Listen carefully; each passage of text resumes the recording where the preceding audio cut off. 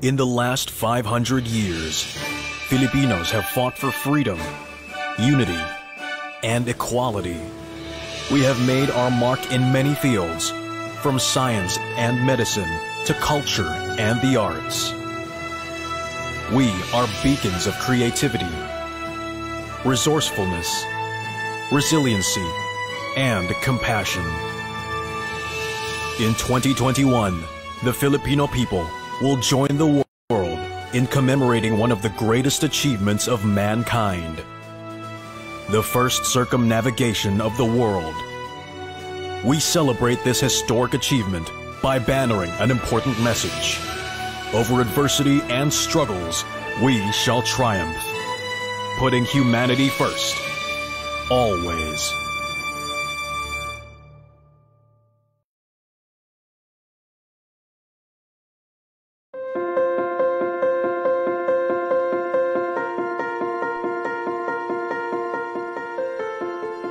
The Chief Executive on the Road, the exclusive virtual tour of the Presidential Car Museum.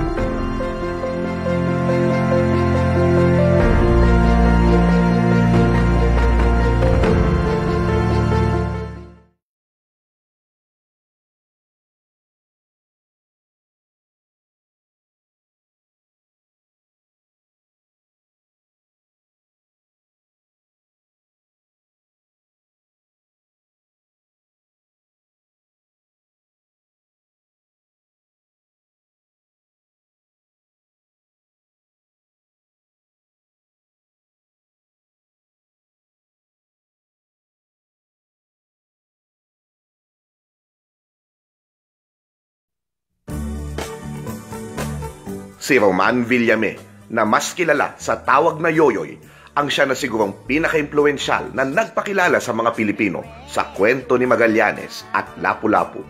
Pumatok ang awiting Magellan ng dating konduktor mula sa Bohol na sinulat at inawit niya noong 1972. Halina at balikan natin ang tunay na kwento sa likod ng awit ni Yoyoy Villame ngayong quincentenaryo.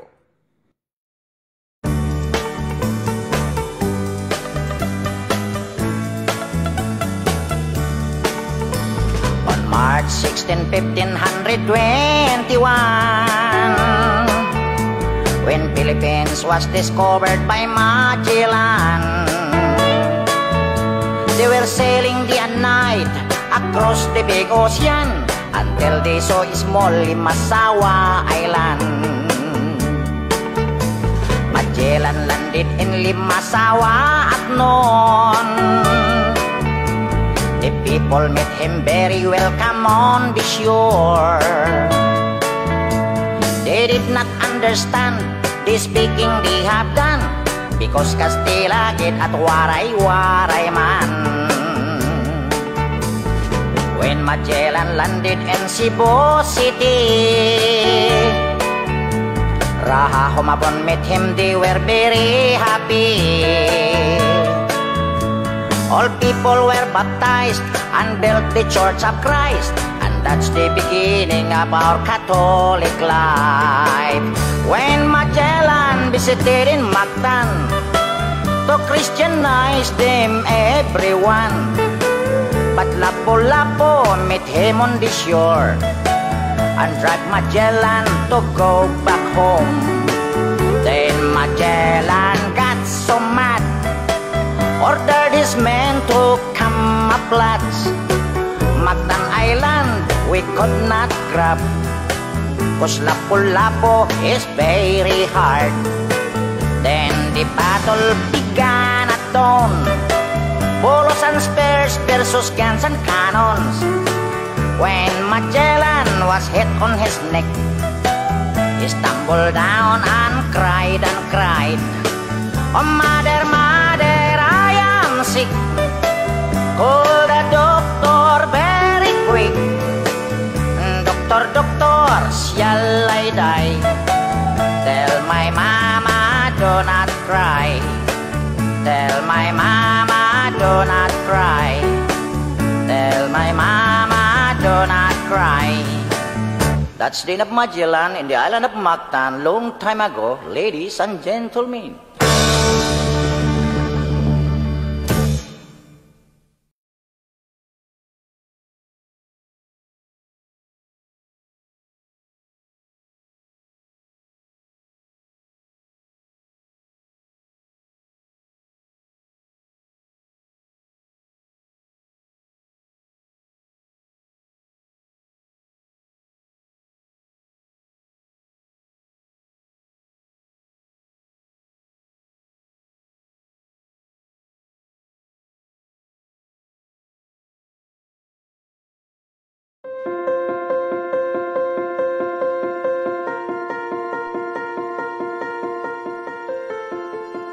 The Chief Executive on the Road, the exclusive virtual tour of the Presidential Car Museum.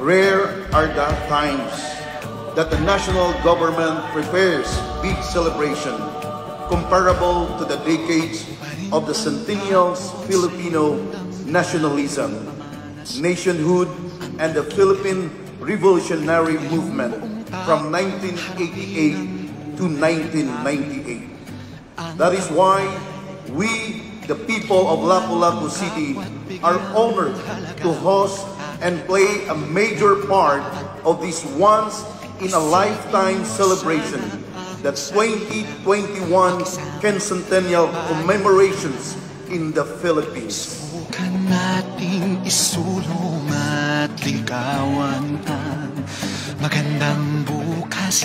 Ikaw at ako magkasama tayo sa lubungin ng kinabukasan.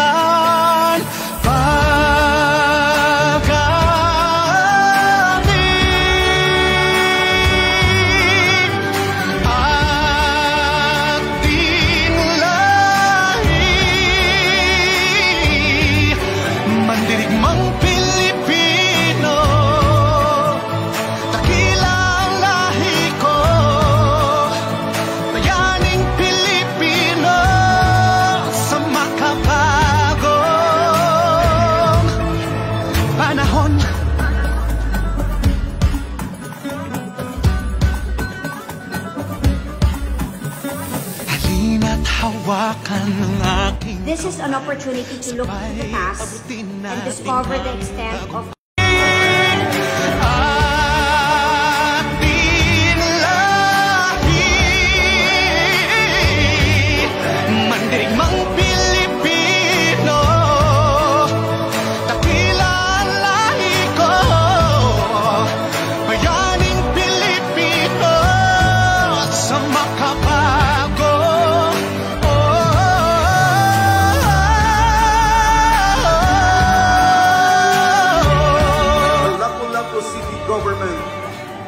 National Historical Commission and the National Kencentennial Committee is preparing a world-class presentation using the state-of-the-art technology to depict the rich and cultural heritage of our ancestors prior to the coming of the colonizers, in order to educate our youth of what truly transpired in the past and dispel the notion that we are a bunch of savages during the pre-colonial times. Once again, good evening and mabuhay ang Pilipino!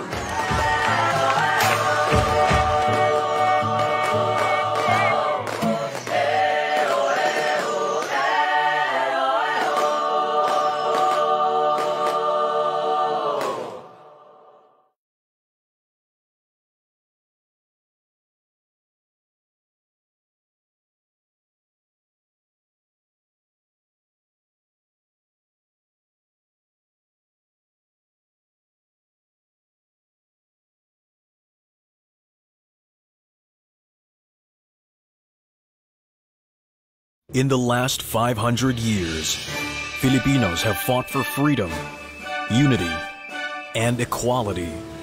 We have made our mark in many fields, from science and medicine to culture and the arts. We are beacons of creativity, resourcefulness, resiliency, and compassion. In 2021, the Filipino people will join the world in commemorating one of the greatest achievements of mankind, the first circumnavigation of the world. We celebrate this historic achievement by bannering an important message. Over adversity and struggles, we shall triumph, putting humanity first, always.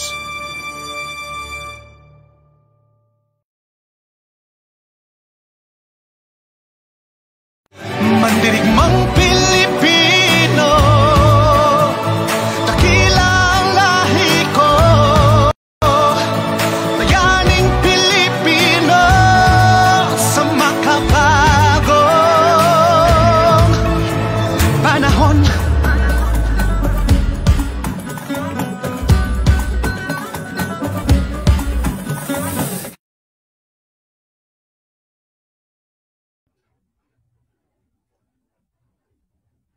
Isang mapagpalayat, makasaysay ang araw sa lahat. I'm Ayesha Saisen, Historic Sites Development Officer from the National Historical Commission of the Philippines and a member of the National Quincentennial Committee Secretariat.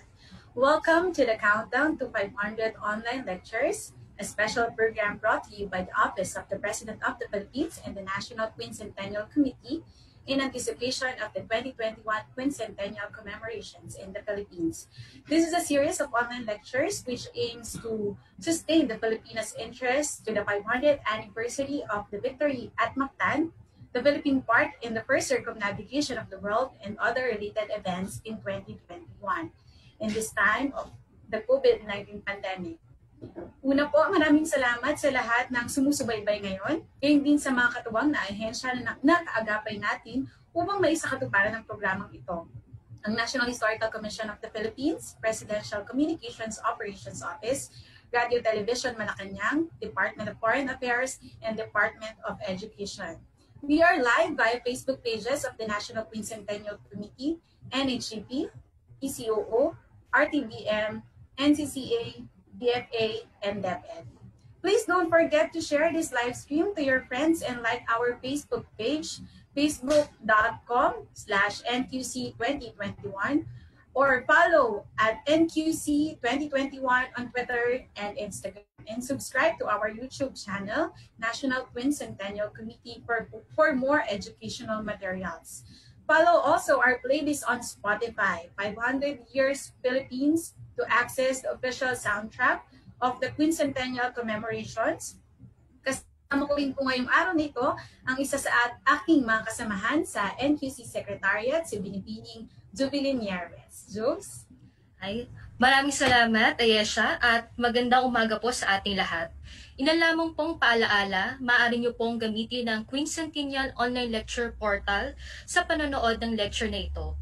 Mapapanood nyo rin po sa nasabing portal ang lahat ng lectures ng NQC at ng iba pang partner institutions natin. Maaari rin po kayong maka-generate ng e-certificate dito. Kailangan nyo lamang pong mag-sign up sa portal.nqc.gov.ph at tumutok sa live stream ng lecture na ito sa nasabing portal.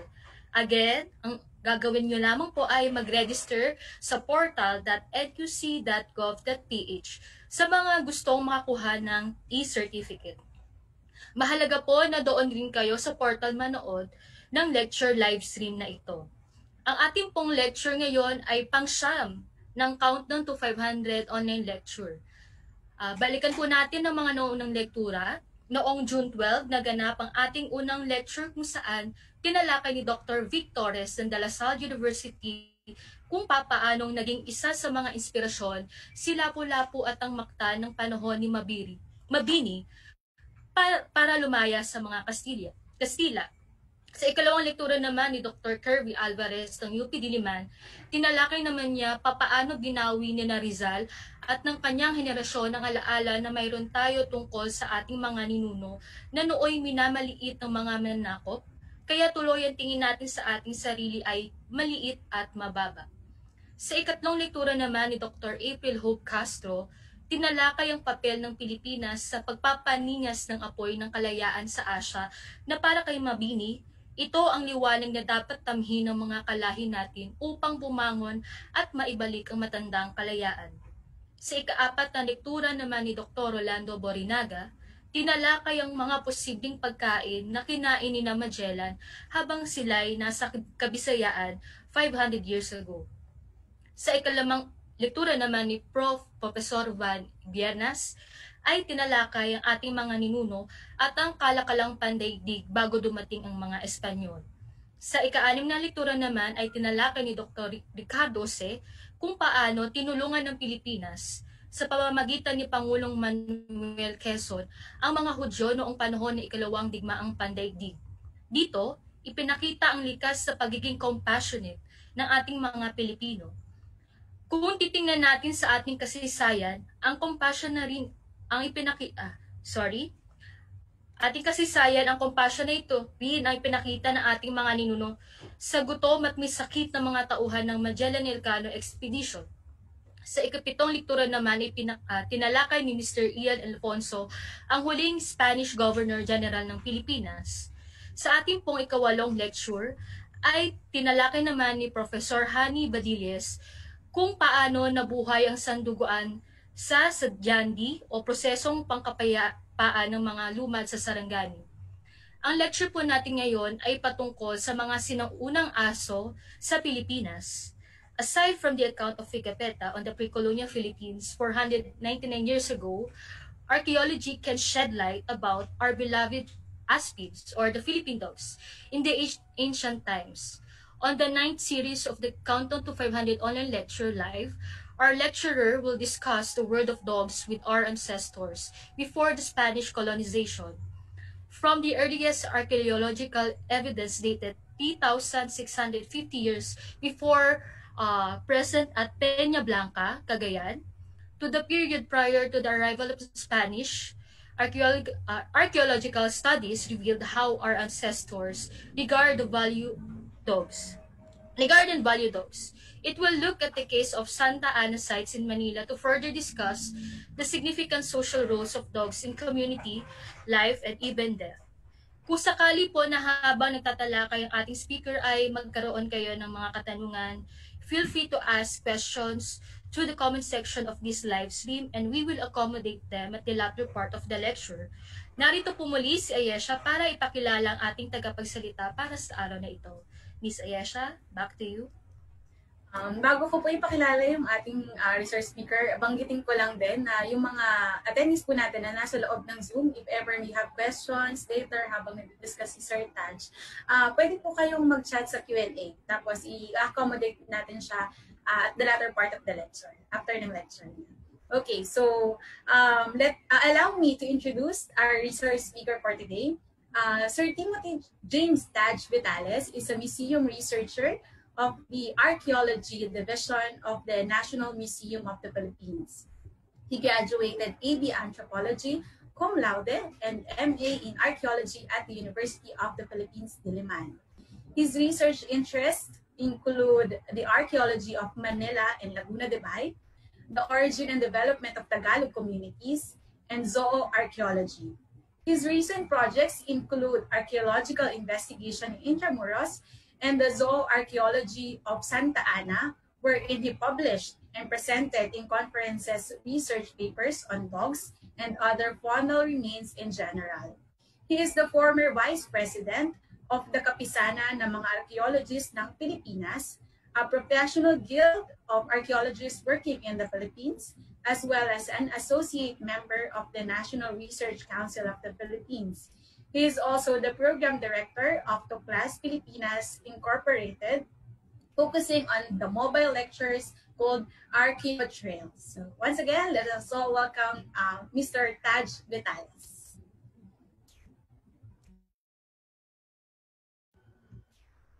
Magandang umaga sa inyong lahat. Good morning to everyone. And it's a very pleasant morning to all. And we will be discussing a little bit of, medyo mag-iiba tayo ng ibang topic ito from the rest of the lectures presented by the National Quincentennial Commemorations in the Philippines. Because we'll be talking about the history beyond human species, which is the dogs now. Pero we'll be discussing a lot about what are the dogs like, or how the dog's life was in the pre-colonial times, using through the perspective ng archaeology, no? And I'll be focusing much, of course, dun sa aking research study on Santa Ana, the recent study na I did sa Santa Ana, Manila, where we found a lot of dog remains in archaeological sites there. So I'm gonna share to you first my presentation, just to give you an idea of what we'll be talking about. So, dogs are one of those most interesting topics when it comes to understanding yung mga animals in the past, no? In the discipline of archaeology. And actually, the relationship between humans and dogs has a very long history and a very complex one. So I'm just gonna give you a rundown ng tungkol sa history ng what you call this, the relationship between humans and dogs. And like I said, it's a very complex history dahil through genetics, through studying genetics and archaeology, maraming mga masasalimuot ng mga pag-aaral tungkol dito. And actually, there's a lot of publications and studies already came out about tracing yung origins of dogs. Genetics say that modern dogs, the dogs that we have right now, has the closest relationship with, or the closest relatives were the gray wolves or yung mga lobo, the wolves in general, no? And tracing their common ancestry or the timing kung kailan nagsimulang maghiwalay ang aso and ang mga lobo genetically ay medyo mahirap at medyo masalimuot. And so far, sa mga recent publications, they have actually set a time limit, or sorry, a time period, a range of time period of the divergence, the genetic divergence in dogs and gray wolves around 40,000 to 20,000 years ago. So that's a huge range of time period of divergence of dogs. And what added to that complication, dun sa what made it complicated more is the admixture ng genes ng dogs and gray wolves. Kasi what happens during that time, during the period na nagsisimula ng maging genetically distinct ang dogs doon sa mga wild varieties, wild species nila ng gray wolves, is they still breed into each other. So they're still interbreeding, you know. So that caused the admixture ng mga genes ng dogs at ng lobo during the time, no? And that's why yung time range ng divergence between dogs and gray wolves were actually ganong kalaki. So around 40,000, 20,000 years ago. So in between that, yun yung time ng simulang mag-diverge ang kanilang genes. And aside from that, hindi lang actually yung time ang medyo challenging sa mga geneticists who studies dogs, no? So even the place or the geographic region, at least kung saan nagsimula ang pag-diverge ng kanilang mga genes, ay medyo they still have to pinpoint. Usually, or generally, they put it around the Eurasian continent. So around Asia to Europe ang kanilang Pero recent studies try to point the origin of the dogs somewhere around East Asia, particularly southern part of East Asia, so around southern China. So yung recent studies nila. Now, yung genetic divergence ng dogs from the wolves ay different pa doon sa domestication mismo ng dogs. And recent genetic studies place the timing ng pag-domesticate ng dogs around 15,000 to 12,000 years ago. So hindi lang actually basta nagsimulang magkaroon ng aso, ay later pa pala silang na talagang fully domesticated, nagsimulang domestication. No? And this actually, in fact, sa tulong ng archaeological studies or archaeological evidence, they were able to find or able to determine nga yung timing ng simulang domestication ng dogs. And these were around the time siguro na medyo patapos ng Ice Age.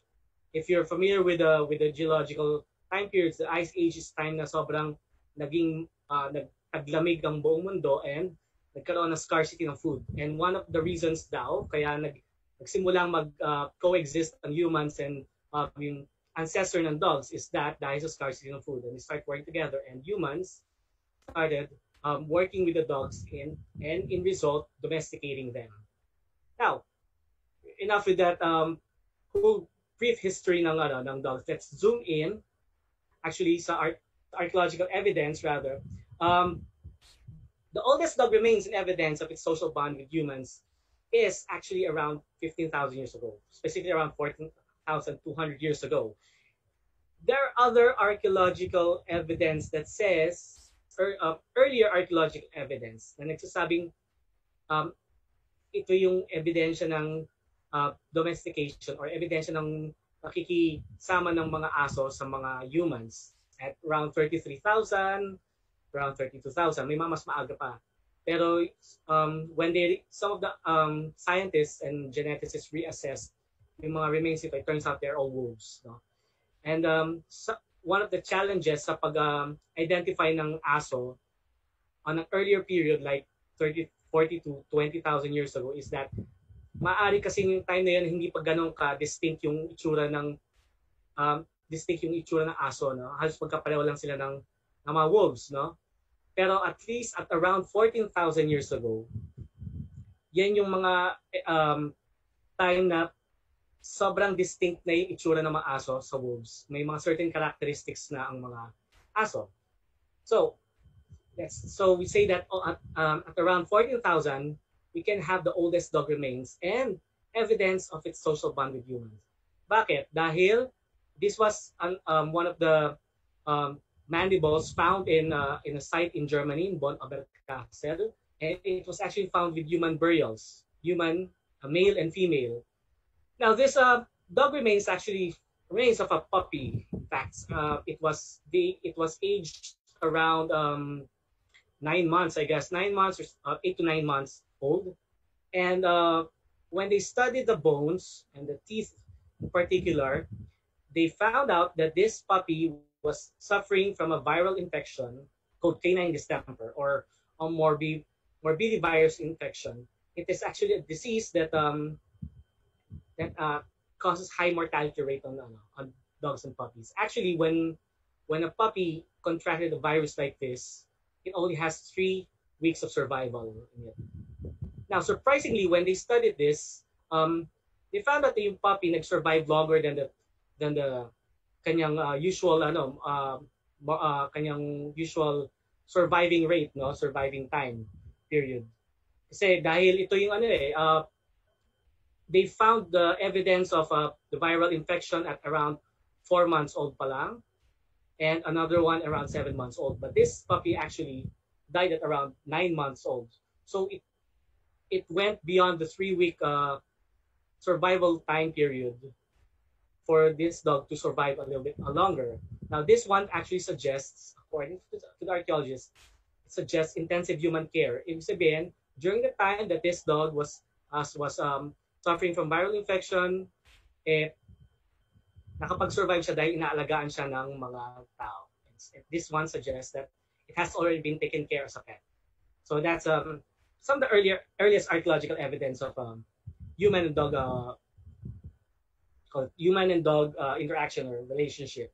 And tell you something, that dogs are actually the earliest or the oldest domesticated animals throughout the history of humanity. So we all have pigs and cattle that were domesticated a little bit later. The dogs are the oldest one. So, okay, like I said, let's zoom in sa Philippines.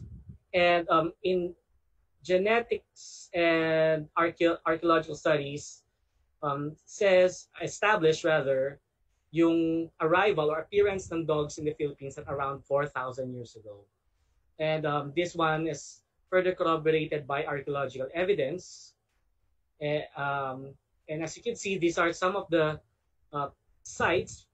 reported sites, or some of the sites that has evidence of dog remains in the archipelago, in the Philippines. And the earliest evidence of of dog remains are found in Calao Cave in Peña Blanca, Cagayan, which dated around 3,650 at the most years ago, or 1,650 to 1,470 BCE, and another site in El Nido, Palawan, in Pasimbahan Cave, which is dated around 1,750 BCE, or much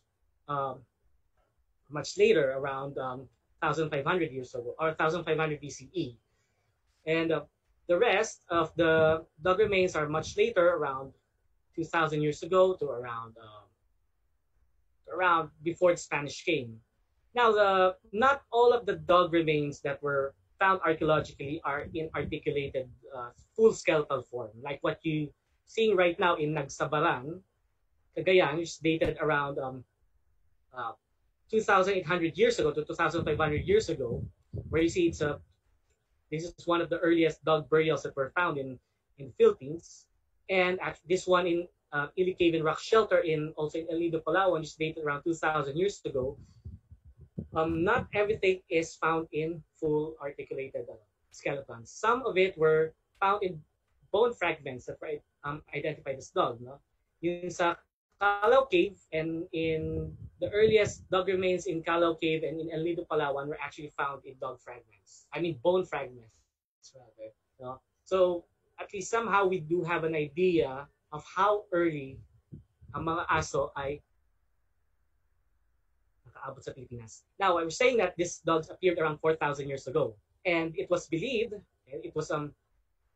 believed that these dogs, the domesticated ones, were brought by the maritime populations coming from southern China to Taiwan, down to the Philippines, and eventually spreading also throughout the Pacific and island Southeast Asia. And these are the ancestral Austronesian speakers.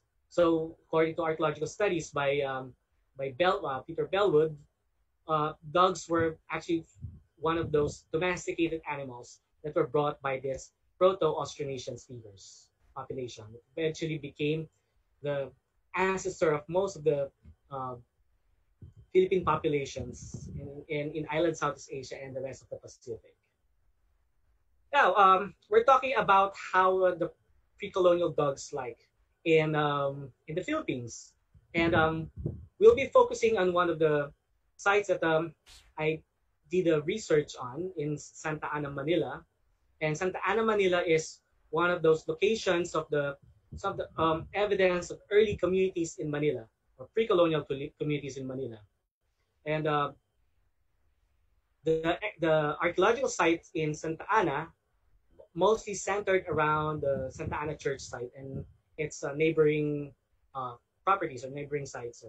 And the discovery of Santa Ana as an archaeological site dates back as early as around 1900s. To give you one anecdote lang, the first person who reported about the evidence of an archaeological site in Santa Ana was actually the father of the Malolos Constitution, who is Felipe Calderon. So it was found in some of his relatives' property. They found burials there.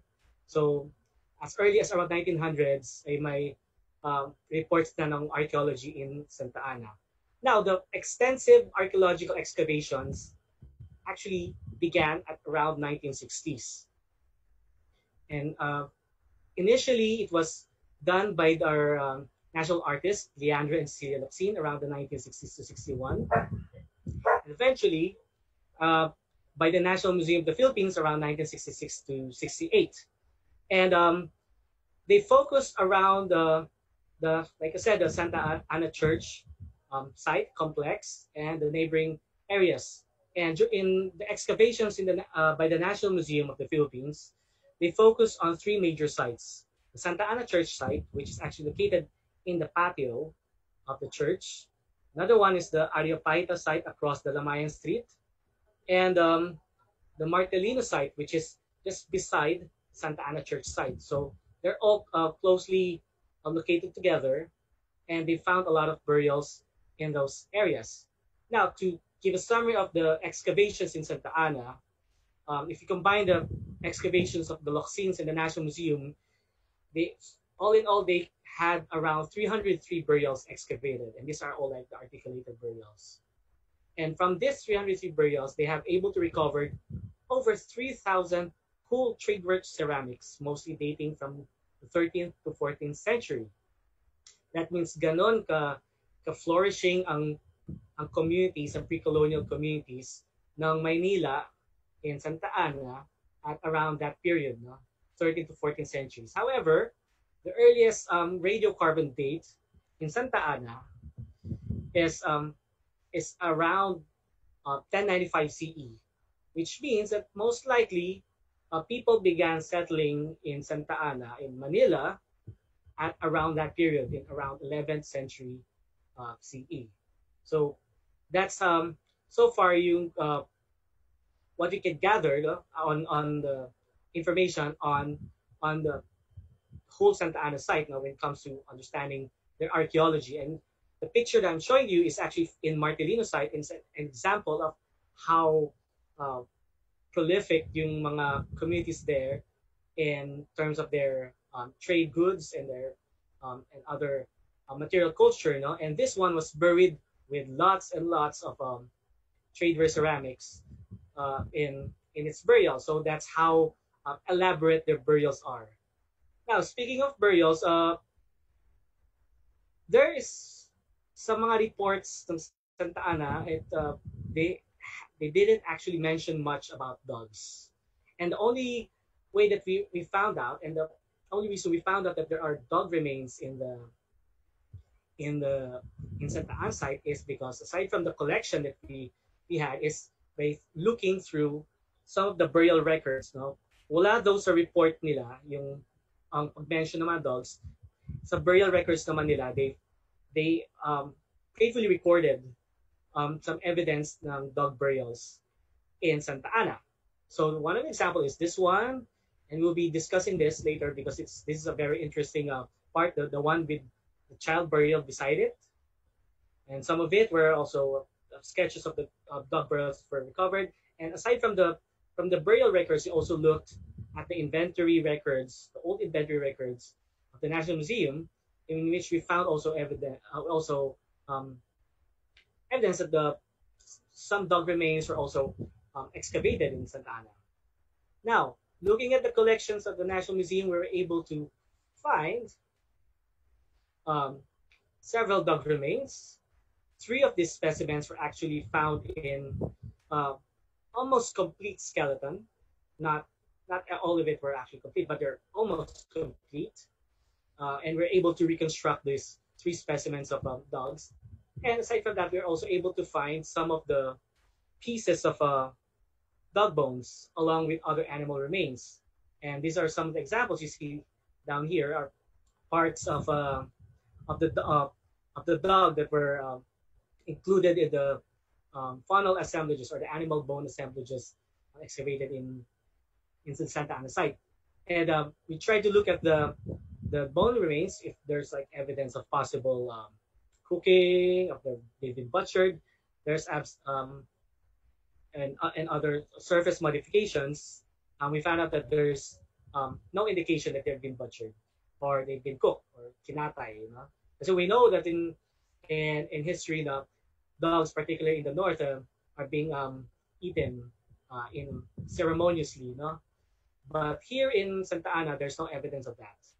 Now, hope you could spare me more time on this. I'll be presenting you a bit of the descriptions of the whole dog specimens that we were able to analyze in this for this study. So the first dog that I'll be presenting you is this one. It's half of the skull was only recovered, and it was actually aged around 10 to 11 months old. No? Unfortunately, though it was found in the assemblage of Santa Ana, we cannot so far we cannot yet pinpoint the exact provenance of this one or provenience. Now, the second dog is found in Santa Ana Church site, as it was indicated with the succession code. It was aged around 1.5 years, 18 to 19 months old. So we'll be seeing a bit more of this one later on. The third one is actually identified as the dog that was excavated beside the child burial. And through looking at those burial records and the photos in the excavation photos of Santa Ana in the 1960s, we were able to identify it as that dog in that child burial.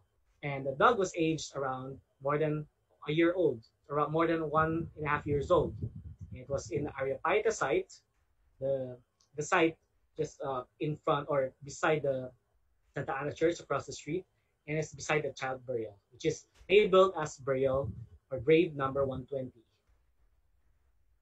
Now, what were the dogs in pre-colonial Manila be like? So, these are actually some of the questions we're trying to understand. Kung if looking from those materials, what can we learn from it, and what can be the life of these dogs were? And in first place, what are the dogs look like back then in pre-colonial Manila?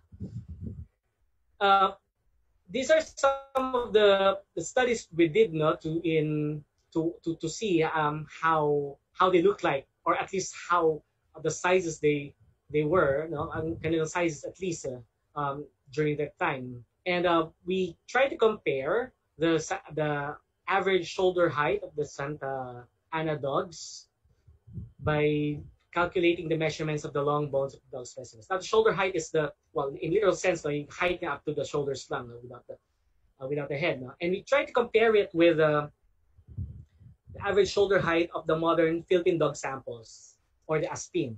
So the National Museum has collections of the modern dog samples, and the UP Archaeological Studies program has also this data. And we found out that the sizes of the Santa Ana dog specimens are also on the same size range of the modern Philippine dog samples that we had.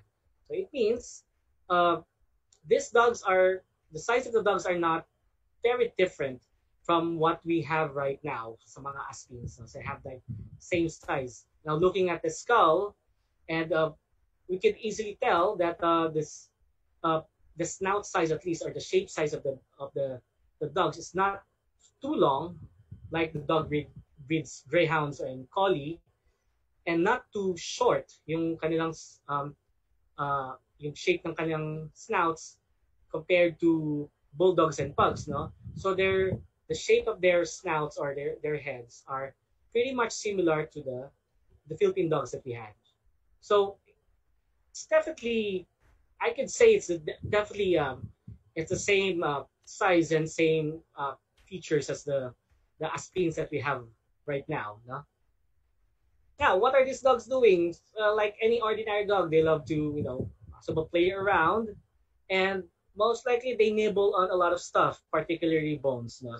So this one is recovered in Santa Ana site, and they have evidence of dog marks, which means they've been chewing on the bones that was found in a cemetery site. This is actually a deer bone, no? And one thing that in this site, Santa Ana is a huge burial site, and aside from that, they've been found a lot of animal remains, which means that there have been a lot of offerings or food offerings para sa mga patay na inaalay doon sa Santa Ana burial site, ano? And most likely, you could say that there are some dogs that have been going around those areas and chewing some of those food remains that been offered in the burials. And dogs being dogs, they've been doing a lot of that. And actually, this is not one of the just a unique instance of evidence of dog bite marks on animal bones. In Nagsabaran site in Cagayan, they've been finding also evidence of bite marks of dogs on other animal bones, like deer and pig. And as you can see, this one is much earlier, around 2,000 years ago and earlier, or much later, which means that ever since, like, dogs loves to chew on stuff. Now this one is it's an interesting one because this is the second dog specimen in analyzed in Santa Ana, and this one has evidence of healing cerebnia. So apparently, at some point in its life, this dog met an accident and karoon siya ng broken ribs, and through time it healed, and most likely because of the human care and because it was been taking care of humans during the time. No? So this is an interesting aspect of how humans were taking care of their dogs. No? And this is one of those evidence, the healing in rib fractures. Now, another thing that that interests me during the study of these dogs, this is the third dog, the one that was found in child burial. And I found out that some of its spines or the vertebrae, kanyang buto sa likod, has some deformations. And I thought this so-called deformations, ibig sabihin nag-bend siya or nag-flatten siya dun sa pinakadulo ng kanyang spinous process. And initially, I thought it was dala ng pagbubuhat ng mga mabibigat sa likod. So initially, I thought it was caused by load-carrying activities. And apparently, this specimen is just a normal asymmetric variant in the vertebrae, which is actually common to modern dogs. Well, more common to modern dogs. And apparently, this dog in pre-colonial times is also suffering with, not actually suffering, but also has this kind of bone deforming characteristics in sa kanyang backbone. No? So now speaking with this kind of dog, I would like you to focus I would like to share to you our insights when we were assessing this, the context of where this dog was found. No? And based on what you see in their burial records recorded by the excavations back in 1960s, you would see that this dog was found besides the child burial, and was initially interpreted as something na kasakasama ng bata nung nilibing. And actually, one of those interpretations was published by in Pre-Spanish Manila book by Ches Peralta and Lucila Salazar back in 1974, and I quote, one of the more interesting burials in this place of work was in the burial number 120, in which both legs of skeleton were slightly flexed to the right. The right knee was in the head of the complete skeletal remains of the dog. And according to them, not only are the dead provided material objects that could be used in afterworld, in this particular case, the dead is given an animal companion. So that means initially it was actually believed that this dog was served as an animal companion or burial companion of the child when it was buried. Now, this actually became a very popular, well, not very popular, but rather very well-known icon or feature in Santa Ana archaeology. In fact, when they made an insight exhibit in Santa Ana featuring all the burials, they included actually this dog and the child burial. And in fact, there was actually back in 1970s publications about a story about the child and the dog. So this one became the narrative of this particular burial. But then again, reassessment of the dog remains and the context actually made us rethink about those kinds of interpretations, and it begs the question of whether this dog is really part of the child burial. Now, looking closely at those burials, we found a lot of peculiarities of grave number 120, or the child burial, and the so-called dog companion. Now, one of those strange, or rather peculiarity in this two burials is that, first of all, it's the orientation of it. And the orientation is not really unlikely. It's not really likely for burials of this period. And if you could see, the angle is too open between the human child and the dog. And when you measure this, around 112-degree angle. The arrangement is actually very impractical and very unlikely for 12th to 15th century burials in the Philippines, because most of the burials of that period in the Philippines is usually parallel to the dead individual itself, no? Parallel, or it's usually placed on the head or at the foot of it. But in this case, this one is pretty, medyo off dun sa usual na paglalagay ng burial sa bata, no? Now, second one is that the dog burials is placed 10 cm below the child burial, which is also quite low to be included in the child's burial, and also unlikely for the burials of this period.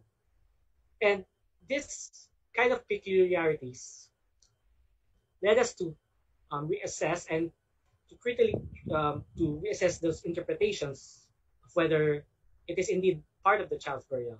And we kind of see that the dog burial is most likely unrelated to the child burial, and based on the depth of it, it would seem that the dog burial is relatively earlier than the child burial, and that this dog seems to be buried as a separate individual and not a funerary companion, which is actually good, no? It's even which is actually like even better if we try to look at it, kasi more importantly, kasi if you try to see it, the dog was buried in a human graveyard. It actually suggests a possible integration in the human society. So aside from the dog being buried as an individual, it was actually buried inside together with the humans in a human cemetery. And this actually kind of, you could actually see that in other dog burials that were excavated around the Philippines. In Nagsabaran site in Cagayan, for example, is actually an individual dog burial, which actually there's no human companion in it. And also in Ili Cave in Rock Shelter in Palawan, wherein around 2,000 years ago, they found a separate dog burial, which is actually buried together with other human burials in the cave sites. So you see that the dogs are actually buried individually along with other humans in the cemetery. Now we go now to the social significance of dogs now. So why do you think these dogs are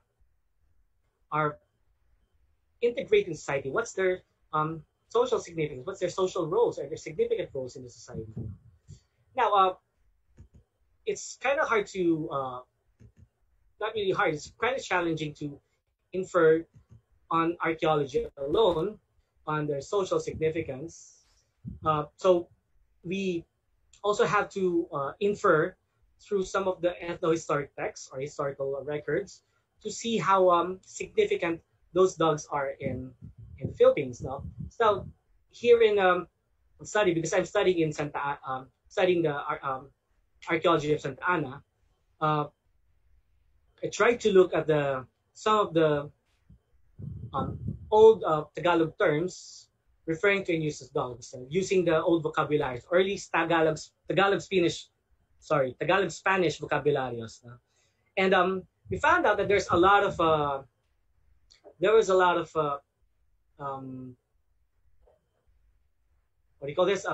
of terms that are related or referring to dogs and other Tagalog terms that use on dogs. And this actually indicates that the significance of these animals in Tagalog society, at least in the early Tagalog society. What ganid means right now, no? But in the past, ganid refers to hunting dog or hound. And if the dog has ceased to function as hunter, or call that the retired ones, they're called tongad or tongar. Now they also have feral dogs or dogs that live in the mountains, which they call lampong. Now aside from that, you also have other early Tagalog terms that referred or used particularly on dogs.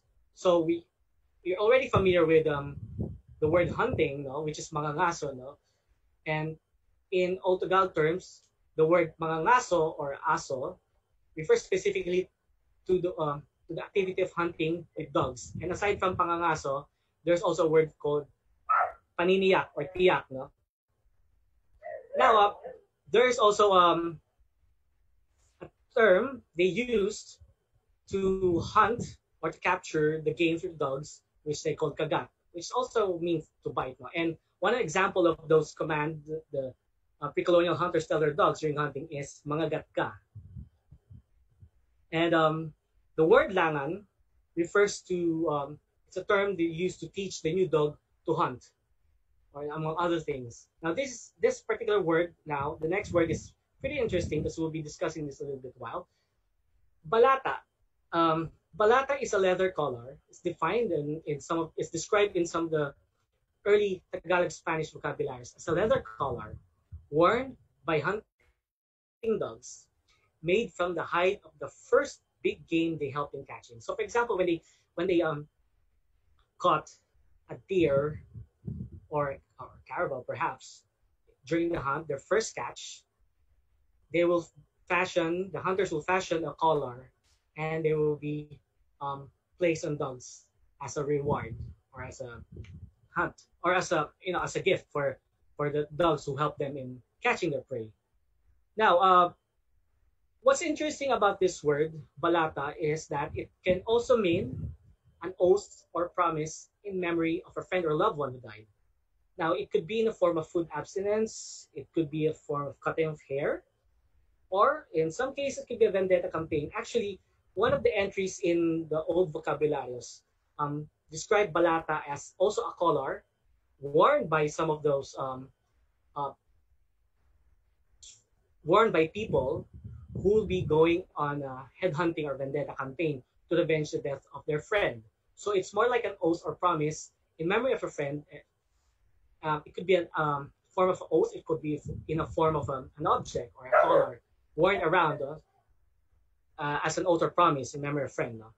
And this concept of balata, in fact, was also applied to hunting dogs when they die. And in fact, there's a sentence, an entry of sentence of this word balata in the old vocabularios. And I quote, it says, hanggang namatay ang ganid ko'y binalata ko usa. Which actually means, since namatay ang aking alagang aso na hunting dog, ako ay nag-abstain sa pagkain ng deer meat. So since my hunting dog died, I have been abstaining from deer meat. So it's a form of a promise or oath to the dogs who died, no? When the hunting dogs, or pet hunting dogs, when they died, no? So to abstain from meat. And this is actually one of the most important aspects that we could see dun sa how the Filipinos in the past, well, at least here in pre-colonial Manila in the past, how they value their dogs. And this one is one of those aspects in the ethno-historical accounts that the term balata is it's a reflection of how they value their hunted dogs. And actually, and archaeologically, the fact that they're burying their dogs in a human cemetery already reflects how they actually integrate or value their dogs in their society. Now, it's very interesting to see, na there's a huge focus on the hunting dogs or ganid in early Tagalog communities, and they have a lot of terms that refers or used for this kind of dogs. This special role and treatment on hunting dogs is not actually observed only in the early Tagalogs, but it's ethnographically the special role or the special treatment on hunting dogs is also observed in other ethno-linguistic groups in the Philippines, such as the Kalinga, the northern groups in Bontoc, Cagayan Agta, and even in the southern groups such as the Mandaya and Bukidnon. And you'll see that this one, they do even have like special ways to determine if this dog should be trained as a hunting dog or not. And they actually, in some ethnographic accounts, they give them a special kind of food for them to be fed, for them to be more able or to be more efficient in comes to hunting. So you see that even in the past, in pre-colonial times, and even in ethnographic present, these dogs are given special treatment. Well, we haven't fully understood, though, at least dun sa the dog beside the childbirth. We haven't fully understood the social role of the dog, and we cannot still say. So at least if this dog who was buried in Santa Ana was in fact a hunting dog or not. Nonetheless, the fact that these dogs were buried as individuals in a cemetery in close association with people, it hints at the social and cultural significance of these animals to human societies.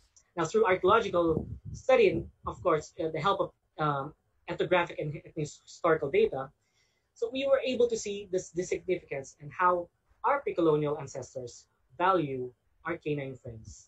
And I hope it's this kind of lessons that we learn from archaeology, you're able to see that even in the past, our pre-colonial ancestors have a heart to our canine friends. So thank you very much, and thank you for sparing your time, for bearing with me in this lecture. Thank you so much po, Sir Taj, for the very interesting lecture about dogs. So personally, ako po na-enjoy ko kasi ako po ay dog lover. Ayan. So before po tayo mag-accommodate ng questions, mag-shoutout po muna tayo. Una po, binabati po namin lahat po ng teachers from the Department of Education. Actually, pati meron mga taga-Cotabato, Kidapawan, Lapu-Lapu City, parang mga teacher all throughout the Philippines ay pinapanood po tayo through the DepEd Facebook page. Jus, meron ka bang babati? Ito, mula naman sa Facebook page po ng Department of Foreign Affairs. Yan, binabati po namin si Jen Corpus. Sabi niya, mabuhay. Now watching from Phnom Penh. Yan, from Phnom Penh pa. Phnom Penh pa. Dito naman po sa Facebook page po ng NQC. Yan. Greetings of good morning from SDO Caloocan kay Sir Marciano M. Laurel. So watching from Marikina City, si Sir Rodel Banyares. Good morning, watching from Santa Rosa of Santa Rosa, Laguna. Ito naman, hello po Ma'am Perlina Alo, greetings from Museo ng Pamana ng Kasaysayan Boholano. Hello din po kay Ma'am Olga Rizal Palakay, ang Senior Curator po ng Museo ni Polinario Mabini, Tanawan. Hello from the National Parks Development Committee, Rizal Park, Manila, Virginia V. Arnold. Magandang araw po. Nanonood mula sa dito, Castillejo, Zambales. Hi, Sir Noel Gatol. Magandang araw po from Valenzuela City. Yan, from Sir Theo Alfonso Bunyel. Binabati ko rin po ang hepe po ng historics ng SHED. Yun yung namamahala po ng ating 27 museums. Hello Ma'am Gina Batuhan. Yan. Good morning po from City Murod, Malang. Nagpapa-hi din po si Ma'am Tara Hernandez po from Archaeology ng UP Diliman, and from Sir Felipe Hocano po from Department of Anthropology ng UP Diliman. Hi daw po, Sir Taj. So now, dahil... Okay, sige. Gusto ko rin pa nang batiin itong mga staff ng Museo ni Miguel Malvar. Nandito ko ngayon. Sa Museo ni Miguel Malvar, sa Tomas, Batangas. Lalo na sa OIC nila na si Jana Saba. Ayan, so pwede na may pahabol. Yan. Binabati ko rin po ang mga staff po ng Presidential Car Museum na nanonood din po ngayon at sumasubaybay sa atin. So balik sa Sige. Ayan, may isa kong question dito, Sir Taj. Aside from Aspins, may idea ba siya kung ikaw, Sir Taj, daw, kung may idea daw po ba kayo kung may mga foreign breeds na ng mga aso sa Philippines during the pre-colonial times? O Aspin na po ba?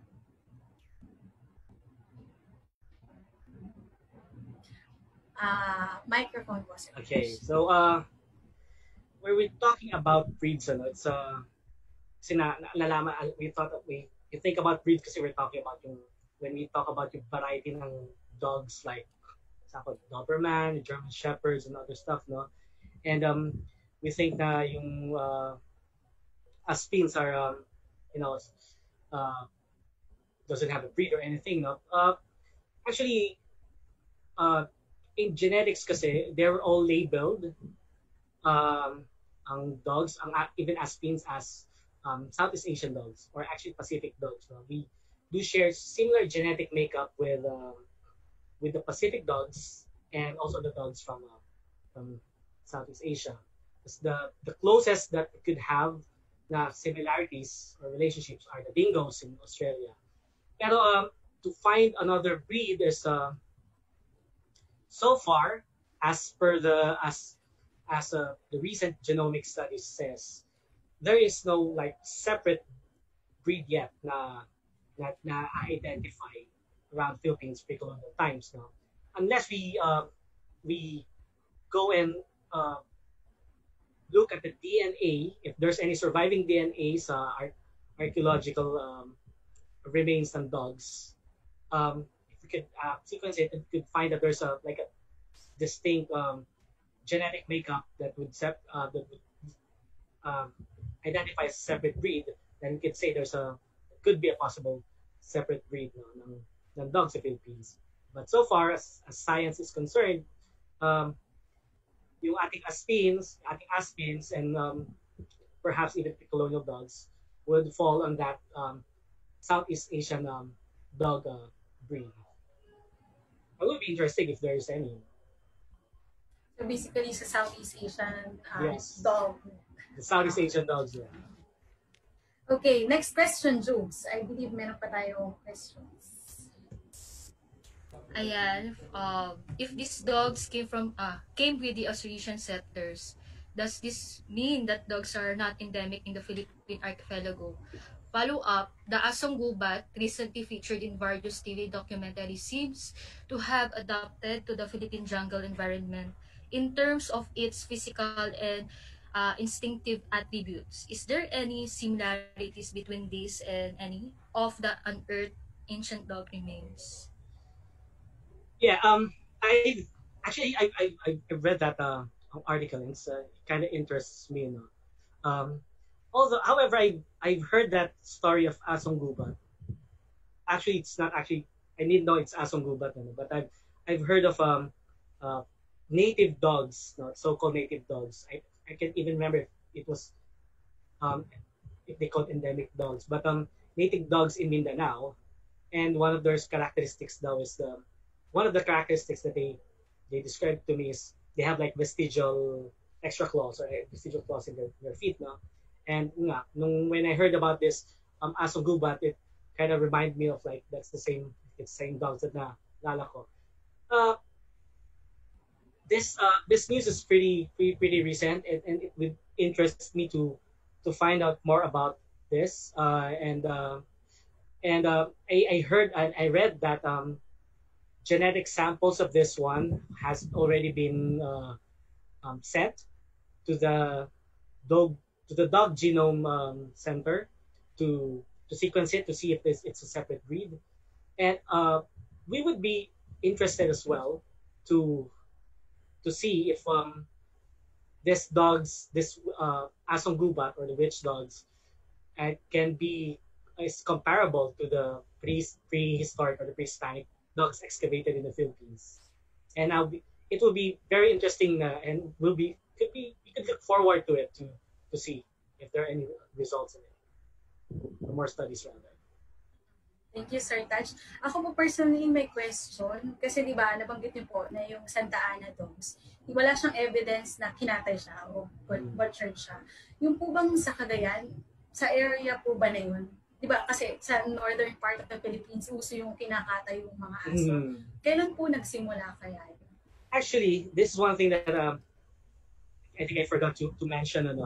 In Batanes, as early as around, let me share that. Is it okay to share It's okay, it's okay. Okay,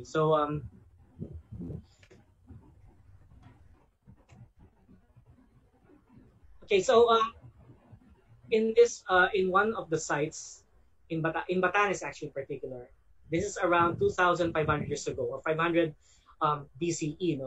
They found evidence of dog remains that has butcher marks. So at some point, yeah, it is acknowledged. No, it's also a fact that dogs are also being butchered for food consumption. However, ethnographically, sa mga ethnographic accounts, like in the among the northern communities or the northern IPs in northern Luzon, no, the dogs are being butchered or kinakatay during ceremonial rituals. So they're only being butchered for ceremonial reasons or ceremonial purposes. And I think if I could remember it right, they're particularly selected to be sacrificed or to be butchered. So yes, we already had evidence actually na kinakatay ang mga aso, no? But the reason for this butchering is whether it's only for food consumption or for some ceremonial purposes, we're still about to find out. So yeah. Thank you, Sir Taj. Jules, meron ba tayong questions? Ayan, meron tayong nakitang question dito from the NQC Facebook page. Magandang araw po. Were the burials found always remains of a single dog? Or have there been burials of 2 or more dogs that may suggest they are being bred for hunting? Salamat po, from Cecil Francisco. Where this once a burial records, they only found they only recorded one dog, and I believe they recorded this one dog dahil malapit siya sa child burial. But sa collections ng National Museum, we found more than one dog. So it means that most likely these dogs there are only more than one dog burial that was found in Santa Ana site. No? Now, whether the question is whether they're hunting dogs or they're used for hunting is we're still challenging for us archaeologists to determine, because we need to find yung evidence mismo kung ano yung mga evidence to tell na itong asong ito ay ginamit talaga sa paghunt, no? So we're still trying to find that out, and even the methods used in determining whether dogs are used for hunting is still and being developed, and we're still trying to figure it out all throughout the world. So, yeah. Thank you po, Sir Taj. Now, Ayesha, baka may gusto ko pang idagdag. Wala na, so far, Jules. Thank you so much po, Sir Taj, for answering all the questions and for the lecture. Pero before po natin i-end, isa-isayin lang po namin yung, personally ako, yung mga lessons ko po from this lecture. Okay? Appearance po ng first dogs, earliest dogs in the Philippines na excavate ay galing, dalawa actually, from Peña Blanca, Cagayan at sa Northern Palawan. Okay? Pero naging focus po natin dun sa first part ng lecture ay yung mga dogs na na-excavate from Santa Ana, Manila. So that's sa tatlong sites, sa church, sa Martirina site, Pahita, ayan, site. So yung tatlong dogs po na excavate from those sites ay walang evidence na hinatay sila. Tapos meron pong isang interesting na nakita doon kung saan yung isang dog ay inilibing katabi ng isang bata. Pero dinebunk natin yung unang paniniwala na yung dog ay inilibing kasama ng bata as burial companion. So based on the evidences, individually silang inilibing. So hindi sila related sa isa't isa. Tapos noong una itatanong ko din po sana to kung same ba yung mga aso noon sa aso ngayon, pero nabanggit kanina yung size range ng dogs noon ay same lang sa size range ng dog noon. Ayun. Tapos nabanggit po yung social significance ng dogs. So based sa mga terminolohiyang Tagalog na pinresent po ni Sir Taj, ang dogs ay mostly ginagamit o kasama sa hunting ng ating mga ninuno. Tapos isa sa mga, hindi ko makakalimutan na term ay yung balata. Balata is leather collar, pero meron siyang mas deeper meaning. So yun ay an oath or promise in memory of a friend. So ever since pala, tinitreat na as man's best friend ang Yes. So, Jos, meron ka pa ba? Meron ka bang parting words or pabati or ano? Okay, thank you, Ayesha. Before we totally end this program po, let me share the NQC's ongoing program. So, we are still accepting entries for the Quincentennial Art Competition, open to 18 years old and above. And meron pa po tayong until October 30 para mag-submit po ng ating mga artworks. Kindly visit www.nqc.gov.ph/en/Quincentennial Art Competition or look for Miss Ayesha Saisek. Ito pong ating isang host ngayon. Second is Lapu-Lapu National Monument Competition po. We are also encouraging all artists to create and submit your design online of the Lapu-Lapu Monument until October 23. So next month na po ito. For more details po, again, visit www.nqc.gov.ph/mon. So, ngayon po ay publish na po ang ating Quincentennial Paper Dolls second batch na pwede nyo na po itong ma-download muli sa ating NQC website. And then, we are also inviting talented children ages 7 to 12 years old to be part of the Batang Bagani KD Art Project online. So, meron na po tayong mga entries dito. If you want po na makita, visit lang po natin ang ating Facebook page. And ang tema po nitong Batang Bagan is Victory and Humanity in Me. Lastly, we are also inviting all musicians and music enthusiasts to submit their own rendition of Himig Bagani, Bagani song cover po. Ang Bagani po ay ang 2021 Quincentennial Commemorations of the Philippines or 2021 QCP theme songs. So again, like and share our Facebook page, facebook.com/NQC2021. Follow at NQC2021 on Twitter and Instagram, and subscribe to our YouTube channel, National Quincentennial Committee for more educational materials.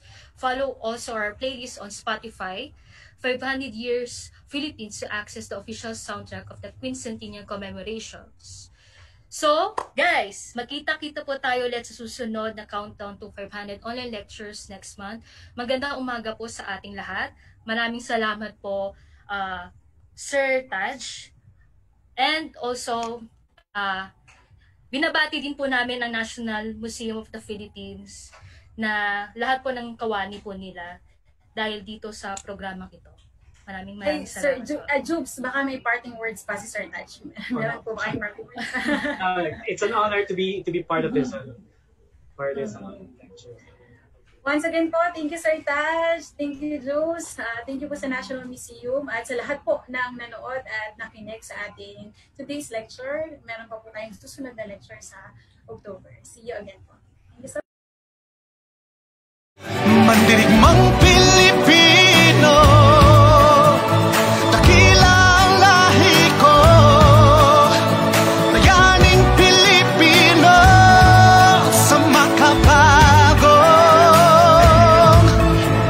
panahon.